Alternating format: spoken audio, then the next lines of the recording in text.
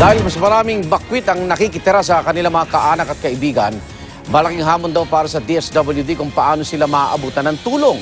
At narito unang balita ni Bam Alegre, live. Bam! Igan, magandang umaga. Nagkaroon nga ng dalawang kategorya yung mga lumikas dahil sa gulo sa Marawi City. Meron yung mga nasa loob ng mga evacuation center at meron yung tinatawag nilang mga home-based evacuee. Pangkaraniwang mga drawing sa unang tingin. Pero baka sa mga detalye ang pinagdaraanan ng mga batang lumikha nito. May airstrikes, mga tangke at mga nagbabarilan. Ilan lang sa madalas iguhit ng mga bata tuwing may psychological activities para sa mga bakwit. Matapos ako mag-aral. Ngayon, hindi ka pa makapag-aral ngayon? Oo. Bakit? Walang papel. Walang papel. Walang mga gamit. Yung school mo, ano nangyari sa school mo? Wasak na. Wasak na. Nabumbahan. Si Norasha, home-based na bakwit kung ituring o yung mga nakikitira sa mga kaibigan at kaanak.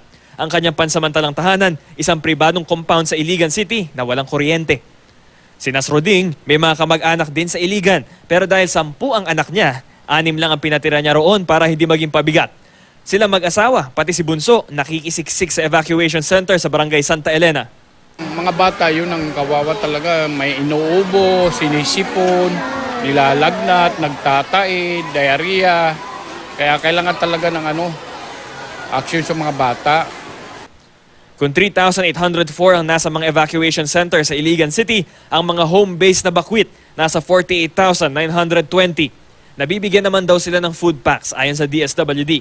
Pero aminado ang DSWD na mahirap marating ang mga home-based bakwit.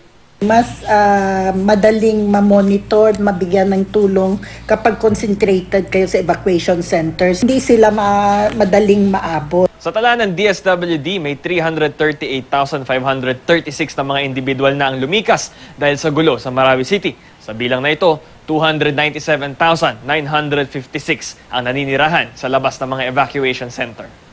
Umaasa ang lokal na pamahalaan ng Marawi na maibalik na sa lungsod ang lahat ng mga lumikas.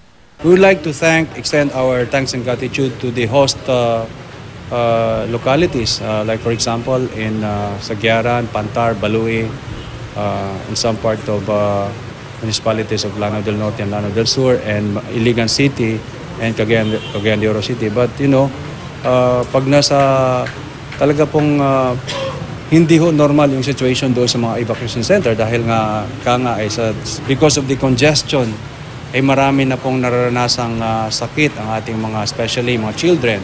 And that's the reason why ang ating plano, ang City Government of Marawi City with the support of the provincial government, we are planning to establish a tent city, temporary shelter doon mismo sa Marawi City. Nakipag-ugnayan ng local government sa United Nations Development Program para sa rehabilitation plan ng Marawi.